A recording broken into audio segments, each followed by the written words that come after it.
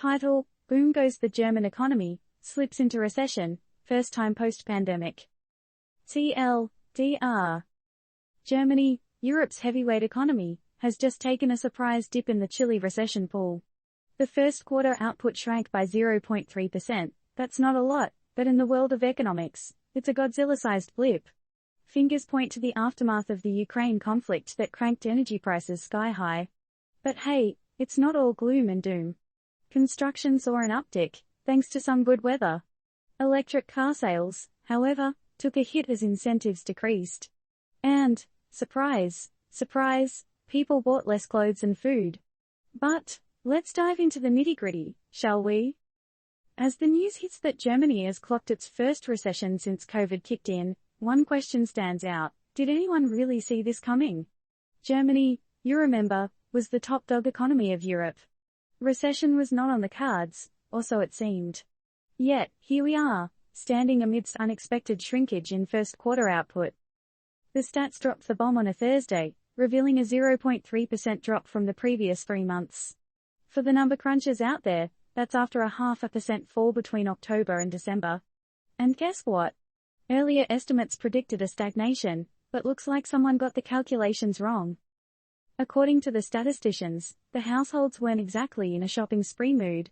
Less food and beverage purchases, a downturn in the fashion sector, and even fewer electric car sales, seems like people are choosing to hold on to their euros rather than spending them. Meanwhile, the government's expenditure has seen a tumble, but construction is booming, thanks to that unseasonably warm weather. But is that enough to balance the books? When we flip the coin, Germany's recession raises some eyebrows. Wasn't Chancellor Olaf Scholz talking tall about avoiding a recession back in January? Guess even the big guns can get it wrong.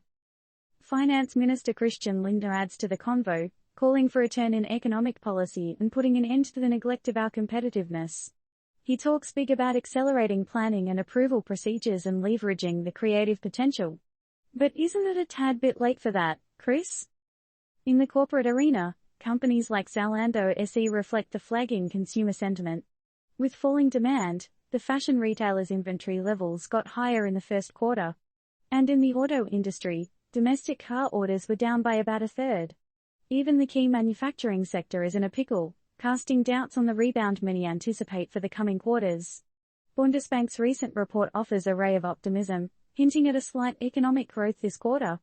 But, with the consumers choosing leisure and travel over goods amidst high inflation, can this optimism last?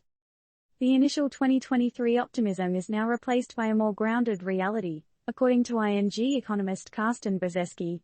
With a drop in purchasing power, thinning out industrial order books, and aggressive monetary policy tightening, it seems the road ahead looks a bit rough.